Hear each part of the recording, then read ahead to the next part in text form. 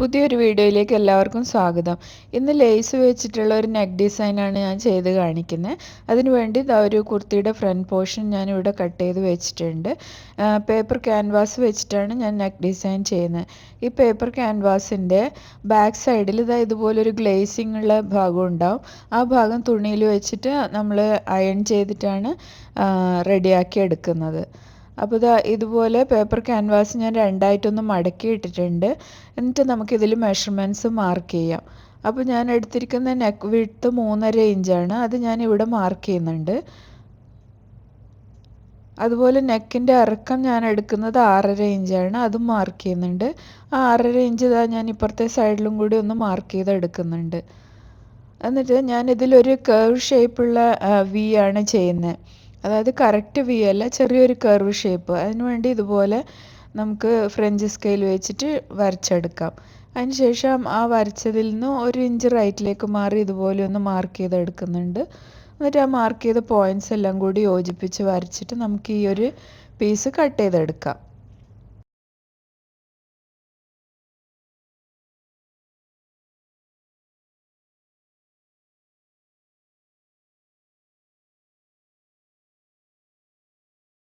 Cut ചെയ്ത് കഴിയുമ്പോൾ നമുക്ക് ഇതുപോലെ കിട്ടും. ഇനി നമുക്കൊരു ക്ലോത്ത് എടുത്തിട്ട് അതിൻ്റെ ബാക്ക് സൈഡിൽ ഈ ഒരു നമ്മൾ കട്ട് ചെയ്തെടുത്ത പീസ് ഇതുപോലെ വെച്ചിട്ട് നന്നായിട്ടൊന്ന് അയൺ ചെയ്തെടുക്കുക. അപ്പോൾ ആ ഗ്ലേസിങ്ങുള്ള സൈഡിൽ ഗമ്മുണ്ട്. ആ ഭാഗം ക്ലോത്തിൽ ചൂടാകുമ്പോൾ ഇത് ഒട്ടിപ്പിടിക്കും. അങ്ങനെ ഇത് നമുക്കിതിൽ ഒട്ടിച്ചെടുക്കാം. എന്നിട്ട് ആ ഒരു ക്ലോത്തിൻ്റെ സൈഡിൽ ഒരു 1/2 ഇഞ്ച് മാത്രം ബാക്കി വെച്ചിട്ട് ബാക്കിയുള്ള ഭാഗം ഇതുപോലെ കട്ട് ചെയ്ത് മാറ്റാം. നമുക്കിതിൻ്റെ സെൻറ്റർ ഇതുപോലെ ഒന്ന് മാർക്ക് ചെയ്ത് കൊടുക്കാം. അതിന് ശേഷം ഈ സൈഡിലെടുത്ത ഭാഗമൊക്കെ നമുക്ക് ഇങ്ങോട്ടേക്ക് വെച്ചിട്ട് ഒന്ന് ചുറ്റും സ്റ്റിച്ച് ചെയ്തെടുക്കാം. അപ്പോൾ ഇതാ ഞാൻ അതുപോലെ ഒന്ന് സ്റ്റിച്ച് ചെയ്തെടുക്കുന്നുണ്ട്.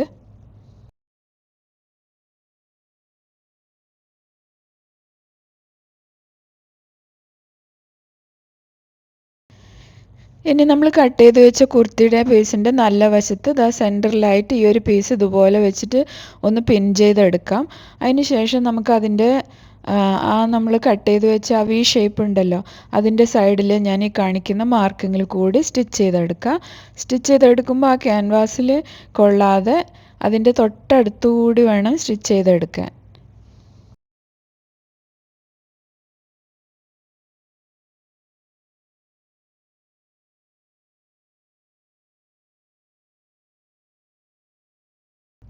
ഇനി നമ്മൾ കൊടുത്ത ആ സ്റ്റിച്ചിലൊന്നും തട്ടാതെ ഞാൻ വീഡിയോയിൽ കാണിക്കുന്ന രീതിയിൽ ആ ഉള്ളിലത്തെ ഭാഗം നമുക്ക് കട്ട് ചെയ്ത് മാറ്റാം. കട്ട് ചെയ്ത് മാറ്റിയിട്ട് ആ സ്റ്റിച്ചിലൊന്നും തട്ടാതെ ഞാൻ വീഡിയോയിൽ കാണിക്കുന്ന പോലെ ചെറിയ ചെറിയ കട്ടിട്ട് കൊടുക്കുക. അങ്ങനെ കട്ടിട്ട് കൊടുക്കുമ്പോൾ നമുക്കത് എളുപ്പത്തിൽ അപ്പുറത്തെ ഭാഗത്തേക്ക് തിരിച്ചിടാൻ പറ്റും. അതിന് വേണ്ടിയാണ്. അപ്പോൾ ഇതുപോലെ തിരിച്ച് അപ്പുറത്തോട്ടേക്ക് ഇട്ടിട്ട് ഈ സൈഡിൽ കൂടി നമുക്കൊന്നും കൂടി സ്റ്റിച്ച് ചെയ്തെടുക്കാം.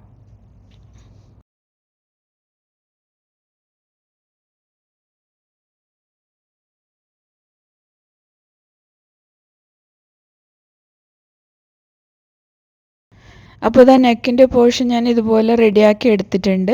ഇനി ഞാൻ ഇതിലൊരു ലേസ് അറ്റാച്ച് ചെയ്ത് കൊടുക്കുന്നുണ്ട്. അപ്പോൾ ഇവിടുന്ന് താഴത്തോട്ടേക്ക് ഞാനൊരു 8 ഇഞ്ചിലൊരു മാർക്കിംഗ് കൊടുക്കുന്നുണ്ട്. അവിടെ വരെയാണ് ലേസ് വെച്ച് കൊടുക്കാൻ പോകുന്നത്. അപ്പോൾ ലേസ് എത്ര ലെങ്ത്തിൽ വേണമെന്ന് അറിയാൻ വേണ്ടി ഞാൻ ഇതുപോലെ ജസ്റ്റ് ഒന്ന് വെച്ച് കൊടുക്കുന്നുണ്ട്. ഞാൻ ഈ വീഡിയോയിൽ കാണിക്കുന്ന രീതിയിലാണ് നമ്മൾ ലേസ് വെച്ച് കഴിയുമ്പോൾ ഉണ്ടാവുക. അപ്പോൾ എത്ര വേണം നോക്കാൻ വേണ്ടി ഇതുപോലെ വെച്ചിട്ട് ബാക്കിയുള്ള ഭാഗം കട്ട് ചെയ്ത് മാറ്റാം. എന്നിട്ട് നേരത്തെ 8 ഇഞ്ച് മാർക്ക് ചെയ്തില്ലേ, അവിടെ ഇതുപോലെ ലേസ് വെച്ചിട്ട് ഇങ്ങനെയാണ് നമ്മൾ സ്റ്റിച്ച് ചെയ്ത് കൊടുക്കാൻ പോകുന്നത്. അപ്പോൾ ഞാനത് സ്റ്റിച്ച് ചെയ്ത് കാണിക്കുമ്പോൾ നിങ്ങൾക്ക് മനസ്സിലാവും. അപ്പോൾ ആ മാർക്ക് ചെയ്ത പോയിന്റിൽ ലേസ് ഇതുപോലെ വെച്ചിട്ട് അവിടെ ഒന്ന് സ്റ്റിച്ച് ചെയ്ത് കൊടുക്കുന്നുണ്ട്. ഇതുപോലെ ഒരു ഡബിൾ സ്റ്റിച്ച് ഇട്ട് കൊടുക്കുന്നുണ്ട്. അതിന് ശേഷം തുണി ഇതുപോലെ തിരിക്കുക. തിരിച്ചിട്ട് നമ്മൾ ഞാൻ വീഡിയോയിൽ കാണിക്കുന്ന അതേപോലെ ഇങ്ങനെ വെച്ചിട്ട് ആ സൈഡിൽ കൂടി സ്റ്റിച്ച് ചെയ്ത് പോവുക. അപ്പോൾ ബാക്കിയുള്ള ഭാഗം വീഡിയോ കണ്ടു കഴിഞ്ഞാൽ നിങ്ങൾക്ക് മനസ്സിലാവും. ബിഗിനേഴ്സിനൊക്കെ വേണ്ടിയിട്ടാണ് ഇത്രയും ഡീറ്റെയിൽഡ് ആയിട്ട് പറയുന്നത്. അല്ലാത്തവർക്ക് ഇത് ഈസി ആയിട്ട് ചെയ്യാൻ പറ്റുന്നതായിരിക്കും.